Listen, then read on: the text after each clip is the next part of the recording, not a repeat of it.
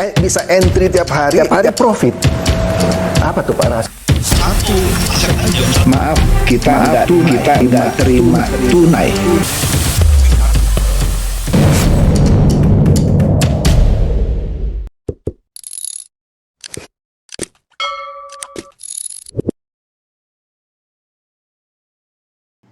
Halo Bapak Ibu, saudara-saudari sekalian, lovers and haters. Salam cerdas Indonesiaku. Jumpa lagi kita pada kesempatan kali ini. Bagi Anda yang belum subscribe channel saya, silakan subscribe channel saya. Tekan loncengnya agar Anda dapat notifikasi setiap kali saya mengupload video-video saya. Kali ini saya akan membahas Mas Kumis lagi itu ya, Roy Panci. Ya, dia boleh sedikit senang gitu ya, bangga, bahagia. Karena kemarin dia dimenangkan oleh hakim di sidang pra-peradilannya. Menang nih. Nah, tapi apa dampaknya dari kemenangan Roy Suryo di sidang pra-peradilannya? Yuk kita simak. Tapi sebelum itu, kita bahas juga ya sebagian yang numpang lewat yang berhubungan dengan Pak Jokowi dan ya yang soal ijazah palsunya, maksudnya yang dituduh oleh Roy Suryo gitu. Nah, kita lihat ini hubungannya dengan Pak Jokowi dulu nih. Kita tahu Pak Jokowi belakangan ini kan ada berkunjung ke beberapa daerah, misalnya yang ke Lampung. Wah, heboh itu PDIP. Karena Pak Jokowi di tengah-tengah acara adat, itu memang acara adatnya begitu gitu ya. Kakinya menginjak kepala kerbau. Wah, PDIP meradang. Dianggapnya Pak Jokowi itu nginjek kepala banteng. Itu kepala kerbau, bukan kepala banteng. Lagi pula banteng nggak ada yang moncongnya putih gitu. Jadi Pak Jokowi tidak menginjak kepala banteng yang moncongnya putih. Tapi PDIP seperti kesel atau marah gitu. Nah, oleh karena itu ini Deddy Sitorus ya. Dia bilang PSI itu pansos elektoral. Jadi udah kelabakan gitu ya, belum apa-apa PDIP. Kemudian kita lihat lagi nih. Nah, Jokowi katanya kan bakal lanjut safari politik ke NTT dan juga nanti mau ke Jawa Tengah. PSI mengklaim mau buat Jawa Tengah itu bukan lagi kandang banteng, tapi kandang gajah katanya ya. Nah, tapi untuk safari politik ke NTT, PDIP nyindir lagi nih, salah satu ketuanya yaitu Pak Andreas Hugo Pareira bilang, sebaiknya bawa ijazah. Kan lucu ini ya, padahal partainya sendiri yang mencalonkan Jokowi berapa kali itu? Pertama kali jadi wali kota Solo, kedua kali jadi gubernur Jakarta, ketiga kali Presiden RI, keempat kali Presiden RI lagi. Tapi seakan-akan sekarang dia nyindir soal ijazahnya Jokowi. Berarti kalau demikian sejak awal lu orang mencalonkan Pak Jokowi jadi wali kota Solo aja salah dong. Kalau lu sekarang seakan-akan mau bilang ijazahnya nggak bener. Makan lucu kan ini, komentar apa suruh Pak Jokowi bawa ijazah? Apa? Dan saya dengar juga ada bocoran dari PDIP kepada seseorang yang memberikan kronologis pencalonan Pak Jokowi dengan fakta-fakta dokumennya. Buat apa? Mau bilang bahwa selama ini 4 kali Anda mendukung Pak Jokowi, padahal Anda sendiri tahu ijazahnya palsu, itu kan aneh gitu menurut saya. Tapi oke deh. Nah, oleh karena itu, atas ucapan salah satu ketua PDIP tadi yang minta Pak Jokowi bawa ijazah saat safari, maka PSI bilang PDIP ini kayaknya partai lawak-lawak nih. Bener juga sih ya. Nah, kita lihat lagi ini, sekarang masuk ke Roy Suryo. Sebelumnya, Roy Suryo kan menempuh pra-peradilan, tidak seperti Tifa yang langsung masuk pengadilan. Kenapa? Kalau saya bilang sih ya, salut juga sih sama Tifa, jantan dia. Ya sudah, yuk kita masuk sidang, kita buktikan. Roy Suryo oleh Andi Aswan dibilang pengecut, nempuh pra peradilan. Ya itu memang hak warga negara sih ya, nempuh pra peradilan. Tapi percuma, itu hanya mengulur-ngulur waktu, akhirnya juga akan masuk ke pengadilan. Kecuali pra peradilannya menang 100%. Catat ya, kecuali pra peradilannya menang 100%. Mungkin Roy Suryo dan pengacaranya sedang bertaruh nih. Siapa tahu gue menang nih, supaya nggak disidang. Sidang beneran gitu ya. Oke, kita lanjut nih. Nah, ternyata di dalamnya ya ada ketidakharmonisan antara Roy Suryo dengan pengacaranya, Ahmad Kosinudin ya. Nah, Roy Suryo membantah pernyataan Ahmad Kosinudin, ya. Kan Roy Suryo ada bertemu dengan Pak Jimli Asidiki, ya. Roy bilang dia bantah itu pernyataan Ahmad Kosinudin. Dia bertemu Jimli nggak bahas mediasi dengan Jokowi. Bahas apa nggak tahu deh. Pokoknya dia membantah pernyataan Ahmad Kosinudin yang saya interpretasikan bahwa Ahmad Kosinudin pernah berucap bahwa Roy bertemu dengan Jimli untuk mediasi dengan Jokowi. Nggak tahu deh siapa yang benar ya. Nah ini lucu nih satu profesor ini, Mahfud MD. Dia menyoroti urgensi kehadiran Jokowi di persidangan kasus ijazah palsu agar masalah selesai. Pak Jokowi melalui pengacaranya sudah bilang dia akan hadir dan dia akan bawa ijazahnya dan ditunjukkan. Cukup dong. Ini buat apa lagi? Ini profesor ini nyoroti harus hadir supaya masalah selesai. Saya kasih tahu Prof, Anda kan orang hukum. Kalaupun nih ya, Pak Jokowi tidak hadir, dia diwakili oleh kuasa hukum. Ngerti hukum nggak ente?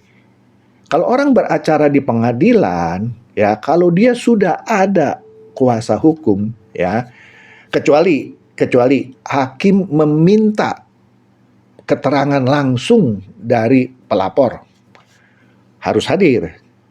Tapi kalau tidak, itu bisa diwakili oleh kuasa hukumnya. Jadi kalau Pak Jokowi nggak hadir pun, siapa bilang masalah tidak selesai? Lagi pula Pak Jokowi sudah bilang dia akan hadir, akan pertunjukkan ijazahnya. Bahkan dari siapa itu kata pengacaranya, dari SMP, SMA sampai UGM. Ya, kalaupun nggak hadir sekali lagi, masalah akan tetap selesai karena ada kuasa hukumnya. Gitu aja Prof ya. Nah ini dia nih. Kemarin Roy Suryo menang pra peradilannya ya. Dia mensyukuri kemenangan pra peradilan dan siap hadapi sidang kedua. Jadi begini Bapak Ibu, Roy Suryo mengajukan dua permohonan untuk pra peradilan. Yang pertama kali yang dia menang ini tentang penangkapannya yang dia gugat tidak sesuai hukum atau cacat hukum gitu ya. Yang kedua nanti Jumat nih akan disidang, yaitu dia gugat soal penetapannya sebagai tersangka. Jadi seakan-akan dia mau dibebaskan nih, minta dibebaskan, kira-kira begitu ya. Jadi yang pertama dia menang, tapi menangnya bagaimana? Nah kita lihat ini, ya ini menarik ini ya, karena pendukungnya euforia, tapi nggak ngerti menangnya menang bagaimana, oke? Jadi Pengadilan Negeri Jakarta Selatan betul kemarin memenangkan Roy Suryo, tapi hanya mengabulkan sebagian dari permohonannya, ya. Nah, nanti kita lihat sebagiannya apa. Misalnya, 1, hakim menyatakan bahwa penggeledahan, penangkapan, dan penahanan terhadap Roy Suryo itu tidak sah karena terdapat cacat formil dan material.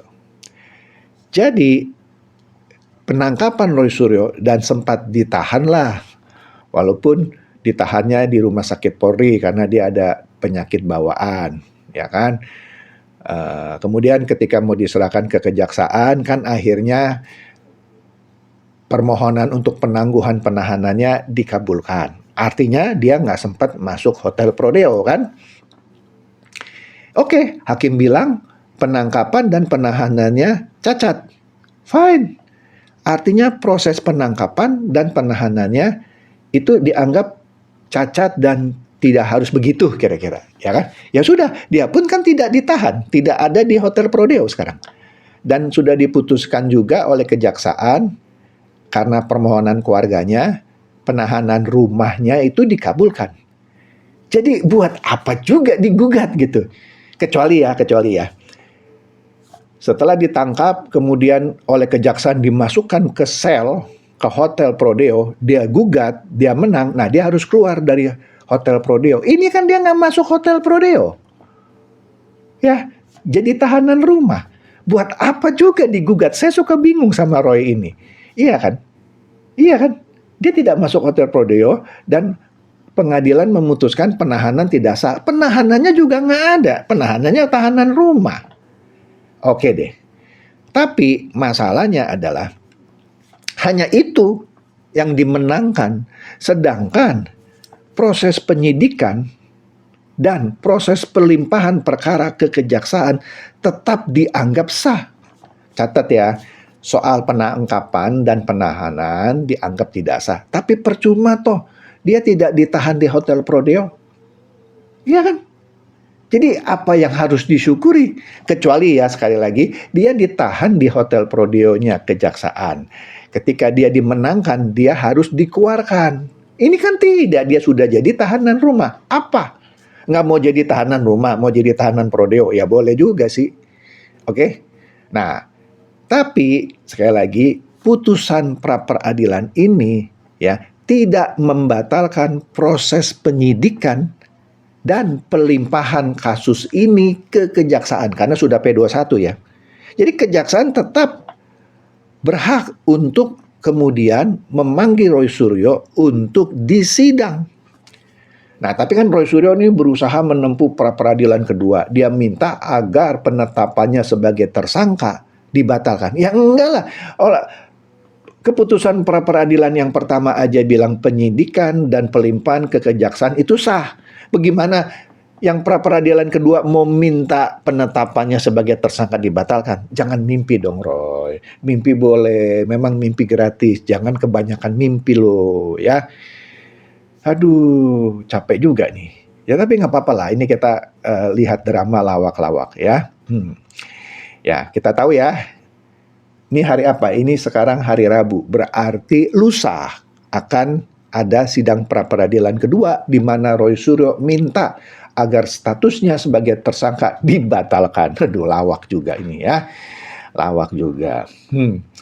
Ya, oleh karena itu kita lihat sini. Polda Metro Jaya hormati keputusan sidang pra-peradilan ya yang mengabulkan sebagian saja dari permohonannya Roy Suryo. Yaitu apa? Yaitu membatalkan proses penangkapan dan penahanan. Ya memang juga nggak ditahan, jadi menangnya menang semu gitu menurut saya ya. Nah, kepolisian juga menegaskan putusan tersebut tidak otomatis membatalkan proses penyidikan yang telah dilakukan. Ya sudah ya. Oke. Nah, kemudian memang Roy Suryo di sidang itu bilang bahwa minta nama baiknya dipulihkan. Bagaimana ya memulihkannya ya? Memang punya nama baik ya? Nggak tahu juga ya. Aduh, catat ya, yang proses penyidikan dan berkas perkara yang sudah dilimpahkan ke kejaksaan tetap berlanjut ya.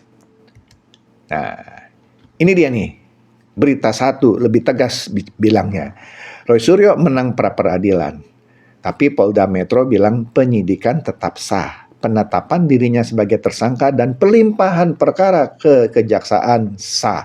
Jadi lu tetap aja Roy akan disidang ya. Sabar.